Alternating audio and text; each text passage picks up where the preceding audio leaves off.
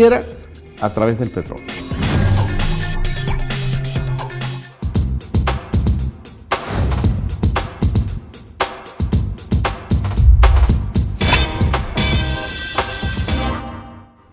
Continuamos en este segundo bloque de Espacio Libre a través de UCI Noticias, en esta oportunidad para conversar con Lilian Delgadillo. Lilian es abogada del Instituto de Defensa Legal del Ambiente y Desarrollo Sostenible, el IDLATS, que trabaja conjuntamente con otras organizaciones en la defensa de los derechos de las comunidades campesinas y amazónicas en nuestro país. Con ella vamos a hablar respecto a los cambios que podría tener o que ya tiene la ley de consulta previa que fue establecida en nuestro país hace unos 6 años. Lilian, ¿cómo está? Buen día, bienvenida a Espacio Libre. ¿Qué tal? Buen día.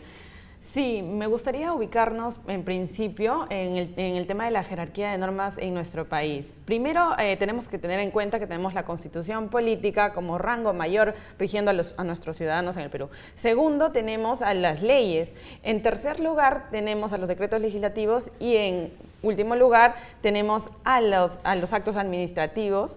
Aquí, por ejemplo, los decretos supremos, las resoluciones administrativas que emitan los ministerios. Teniendo este espacio, hay que tener en cuenta que tenemos en el Perú el Convenio 169, que tiene rango constitucional, y luego tendemos a la Ley de Consulta Previa. ¿Qué establecen estas dos normas? Nos dicen que cuando toda medida administrativa o legislativa que emite el Estado y sea susceptible de afectar a los pueblos indígenas, debe ser consultada. ¿Y qué es la consulta previa? Es un mecanismo de protección hacia los pueblos indígenas y sus derechos colectivos, ¿no? que implica el desarrollo de un diálogo cultural entre las comunidades y el Estado, ¿no? sobre estas medidas mencionadas. Entonces, ahora, ¿qué es lo que sucede? Bajo un decreto supremo y una resolución ministerial, el Viceministerio de Interculturalidad y el MINCU, el Ministerio de Transportes, lo que pretenden hacer es que han creado una omisión a la ley y al convenio 69 de la consulta previa. ¿Qué establece esta omisión que se ha planteado desde Esta omisión dice que no se van a consultar los servicios públicos. ¿Y cuál es la magnitud de que no se consulten los servicios públicos? ¿No?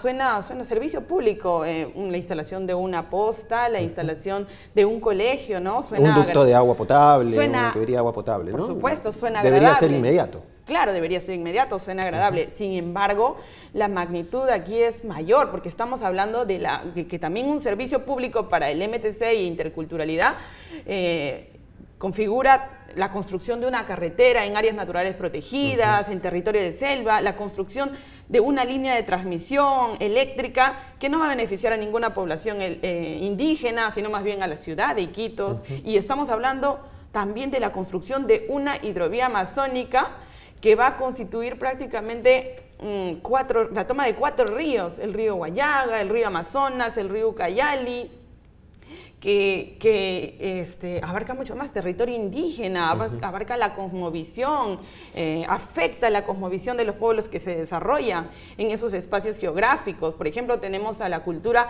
Cucama, ¿no? Que son llamados hombres de río, y su desarrollo intercultural se basa en la forma del agua, en considerar al agua sus dioses y su fuente de vida, básicamente. ¿Qué establece la ley de consulta previa? Es decir, cómo el Estado se acerca hacia las comunidades para establecer este proceso de consulta, y cuánto tiempo demora que se logre llegar a un acuerdo para la ejecución de trabajos o de proyectos de carácter público y privado en las zonas aledañas a las comunidades. Claro.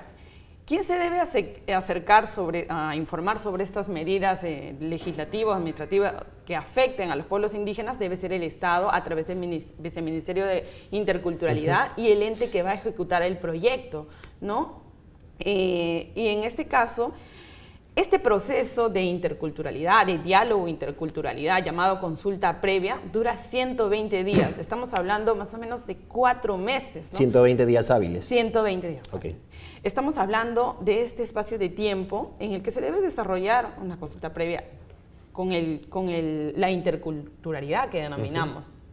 Sin embargo, un proyecto, ¿cuánto va a demorar? Mínimo 20 años. Entonces, un proyecto como la hidrovía amazónica, que va a durar mínimo 20 años e incluso mucho más, que suelen hacerse extensivos estos contratos, concesiones de concesión, va a afectar a la población porque se debe revisar los estudios de impacto ambiental. En un estudio de impacto ambiental, ¿qué implica? Implica conocer qué afectaciones se van a realizar, qué afectaciones realmente técnicas se van a efectuar al desarrollo de este proyecto. Un poco para ubicarnos también en cuestiones coyunturales, la necesidad de esta ley de consulta previa partió o se hizo más urgente después de lo que ocurrió en Bagua el 5 de junio, hace ya algunos años, en donde fallecieron los policías en la estación petrolera y los habitantes también de la zona que fueron abatidos por la policía.